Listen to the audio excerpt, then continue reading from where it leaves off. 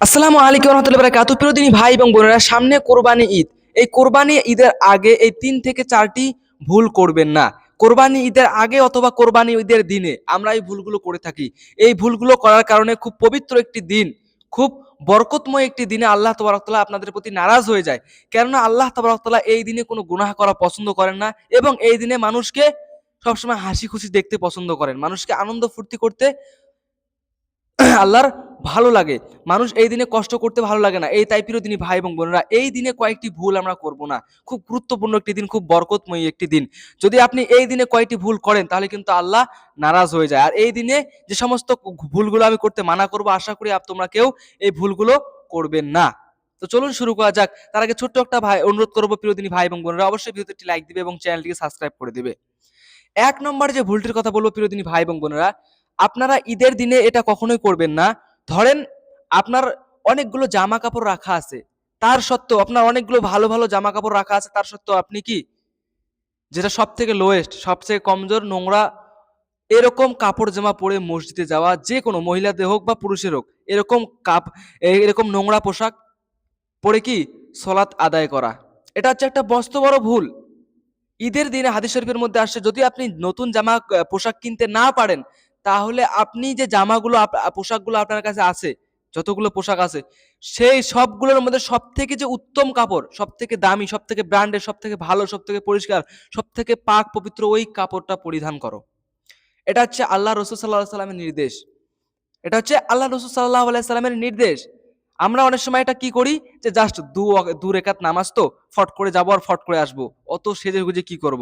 দেখেন প্রিয়দিনী ভাই এবং বোনেরা, দুনিয়াতে ধরেন আপনি যদি একটা বিয়ে বাড়ি যান অথবা কোনো একটা অনুষ্ঠান বাড়ি যান অথবা যে কোনো কোথাও যান, কত সেজে গুজে মেকআপ টেকআপ কত কি লাগান, সেন্ট পারফিউম সমস্ত কিছু লাগিয়ে যান, কিন্তু আল্লাহর কাছে যাচ্ছেন, যিনি এই পুরো ইউনিভার্সটাকে সৃষ্টি করেছে, সমস্ত কিছুর মালিক, তার কাছে যাচ্ছেন, তাহলে আপনার সেজে গুজে যেতে হবে না? একটু ভালোভাবে পরিষ্কার পরিচ্ছন্নতাভাবে যেতে হবে না?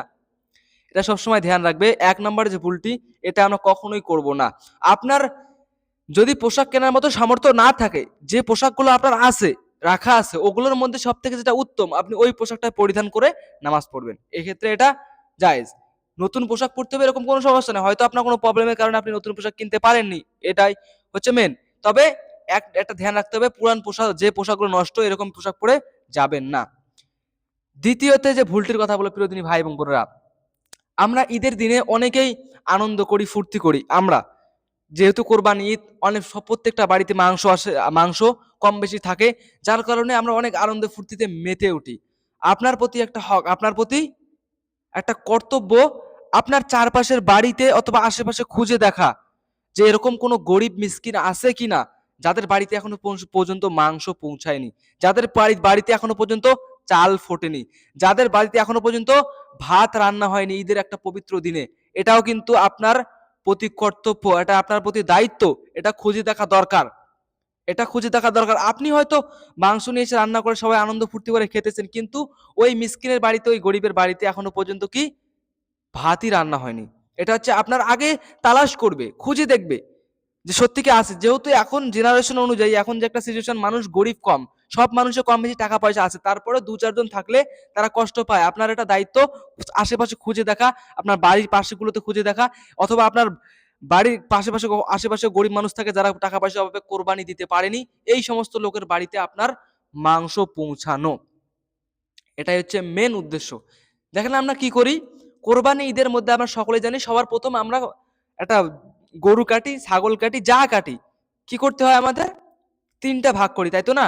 3 ভাগের মধ্যে সবার প্রথম যে ভাগটা, এটা আমরা কেউ সমাজে বিলিয়ে দেই। যেহেতু এখন সমাজে গরিব মিসকিন খুব কম পাওয়া যায়, যার কারণে আমরা আমরা কি সমাজে বিলিয়ে দেই এবং প্রতিটা বাড়ি বাড়ি কিছুটা কিছুটা করে মাংস দিয়ে দেওয়া হয়। কিন্তু হাকিকতে আসলে যদি এর হকদার দেখা হয়, তাহলে এখানে কিন্তু গরিব মিসকিনরা, অর্থাৎ যারা কোরবানি দেয়নি, যারা ভালো দুবেলা ভালো মন্দ খেতে পারে না, এদের বাড়িতে মাংস পৌঁছানো। 3 নম্বর ভাগটা যে আমরা সমাজে দেই না, এটা সমাজের হক না, এটা হচ্ছে গরিব মিসকিনদের হক আসলে। কিন্তু গরিব মিসকিন এখন সমাজে পাওয়া যায় না, তাই বলে এটা সমাজে দেওয়া হয়। এটা হচ্ছে মজবুরান, জরুরতের কারণে। তাই প্রিয়দিনী ভাই এবং বোনেরা, আমরা সকলেই চারপাশে খুঁজে দেখবো যে কোনো গরিব মিসকিন আছে নাকি, যে ওদের বাড়িতে এখনো পর্যন্ত ভাত রান্না হয়নি, এখনো পর্যন্ত মাংস নিয়ে আসতে পারেনি, মাংস পৌঁছায়নি ওদের বাড়িতে, আপনার কর্তব্য, আপনার প্রতি দায়িত্ব ওনাদের বাড়িতে মাংস পৌঁছিয়ে দেওয়া। কোরবানি ঈদের দিন 3টা ভাগ হয় না? তো 3টা ভাগের মধ্যে একটা গরিব মিসকিনের, দ্বিতীয় ভাগটা হচ্ছে কি আত্মীয় স্বজন, আপনার আত্মীয় স্বজনের বাড়ি, আত্মীয় স্বজনদের দিয়ে দেওয়া, আত্মীয় স্বজনের বাড়িতে মাংস পাঠিয়ে দেওয়া।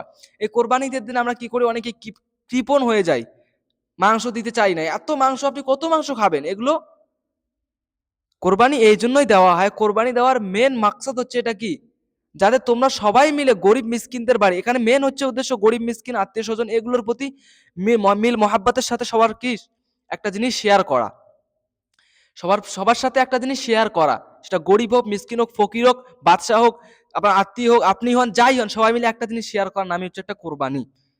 এই জন্য আপনার আত্মীয়র বাড়িতেও আপনি মাংস পৌঁছে দিবেন যতটুকু স্বার্থ অনুযায়ী। এখন যেহেতু বাজার ঘাটে যাওয়া যায় না, রাস্তা নিয়ে মাংস নিয়ে যাওয়া যায় না, যে একটা জেনারেশন চলতেছে, তাই আপনি যতটুকু সম্ভব যতটুকু স্বার্থ আপনি দিবেন। আর 3 নম্বর ভাগটা আপনার, 3টা ভাগ করা হয়, 3টা ভাগের মধ্যে একটা হচ্ছে গরিব মিসকিনের, একটা হচ্ছে কি আত্মীয় স্বজনের, আর একটা হচ্ছে কি আপনাদের। এটা হচ্ছে মেন। এখন আপনি 7 ভাগ করেন 8 ভাগ করেন সেটা আপনার ব্যাপার। এখন আপনার 7 জন মিলে কোরবানি দিয়েছেন, 10 জন মিলে কোরবানি দিয়েছেন, সেটা এখন আপনার ব্যাপার। 3 নম্বরে যে ভুলটি বলবো প্রিয় দিনী ভাই এবং বোনেরা, এটা আমরা করি কোরবানি ঈদের দিন। আমি দেখেছি প্রতিটা কসাইয়ের ক্ষেত্রে এই ভুলটা করি। দেখেন আমরা কি করি, কসাইকে ধরেন আপনার কোরবানি যে গোস্ত কাটতে আসছে, যে মাংস কাটতে আসছে, যে গরুটাকে জবাই করলো, তাকে আপনি কি করেন, সে অনেক পরিশ্রম করতেছে, যার কারণে আপনি তাকে কিছু মাংস দিয়ে দেন পারিশ্রমিক হিসাবে।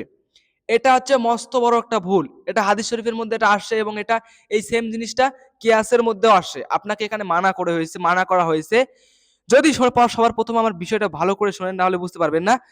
আপনি কোরবানি ঈদের দিনে যে কসাইকে রাখবেন, যে মাংস কাটবে, তাকে আপনি টাকা দিতে পারেন পার্সোনাল ভাবে, কিন্তু ওই মাংস ওটা দেওয়া যাবে না, মাংস দেওয়া যাবে না। সবার প্রথম কথা তাকে আপনি মাংস দিতে পারবেন না। এবার যদি আপনি মাংস দিতে চান, এটা এই বেতন স্বরূপ না, বেতন স্বরূপ মাংস দেওয়া যায় না। এবার যদি আপনি মাংস দিতে চান, যে আমি ওনাকে মাংস দিতে চাই, উনি অনেক পরিশ্রম করতেছে, বেতন স্বরূপ না, আমি ওনার প্রতি খুশি হয়ে মাংস দিব, তাহলে কি করবেন, সমস্ত কিছু ভাগ বন্টন হয়ে যাবে, সমাজের গরিব লোক মিসকিন সমস্ত সবার কাছে মাংস পৌঁছে যাবে। তারপরে আপনার পার্সোনাল যে ভাগটা থাকবে, ওই ভাগ থেকে আপনি ওনাকে মাংস দিতে পারেন, তাও খুশি রাজি হয়ে। এই উদ্দেশ্য নিয়ে দিবেন না যে আমি ওনাকে বেতন স্বরূপ দিতেছি, এটা কখনো না। এবং ওনাকে কিছু টাকা পয়সাও দিয়ে দিবেন। বুঝতে পেরেছেন? যদি আপনি এটা দেন, এটা কিন্তু জায়েজ দেয় না, যে একটা গরুর মাংস কাটার পরে আপনি সেটাকে কি বেতন স্বরূপ তাকে মাংস দিয়ে দেওয়া, এটা একটা মস্ত বড় ভুল। এই জন্য আপনি ওনাকে বেতন স্বরূপ মাংস দিবেন না। এবার যদি মাংস দিতে ইচ্ছুক হয়, আপনি খুশি হয়ে, তাহলে আগে টাকা দিতে হবে, তারপরে মাংস ভাট বাটরা সবার কাছ থেকে পৌঁছানোর পরে আপনি তাকে এক্সট্রা ভাবে, তাকে পার্সোনাল ভাবে কিছু মাংস দিতে পারেন। এটা হচ্ছে একটা ভুল, এই ভুলটা আমরা করব না। তারপরে যে ভুলটির কথা বলো প্রিয় দিনী ভাই এবং বোনেরা, অনেকে আমরা কি করি বলেন তো, ঈদের নামাজ, বকরা ঈদের নামাজ হোক বা যে কোনো একটা বিশেষ দিনে, বকরা ঈদের নামাজ আমরা সকলেই জানি, নামাজ সবসময় 8টা 10টার মধ্যে হয়ে যায়। আপনি একটা জিনিস ধ্যান রাখবেন, এই দিনে যেন আপনার ফজরের 2 রাকাত সুন্নত কাজা না যায়, ফজরের নামাজটা যেন কাজা না যায়। কেন?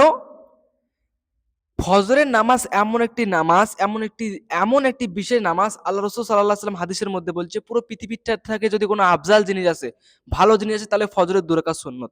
এবং আপনি যখন কোনো বিশেষ দিনে, কোনো পবিত্র দিনে, দিনের শুরুটাই যদি আপনি নামাজ সারা করেন, তাহলে আল্লাহ কিন্তু আপনার প্রতি নারাজ হয়ে যায়।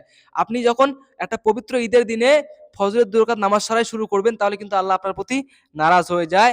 আপনি এই ভুলটা কখনোই করবেন না। ঈদের দিন হোক, যে কোনো বিশেষ দিনে, জুমার দিন হোক, আপনি ফজরের 2 রাকাত সুন্নত ছাড়বেন না। এটা ফজরের 2 রাকাত সুন্নত, ফজরের নামাজটা কখনোই ছাড়বে না।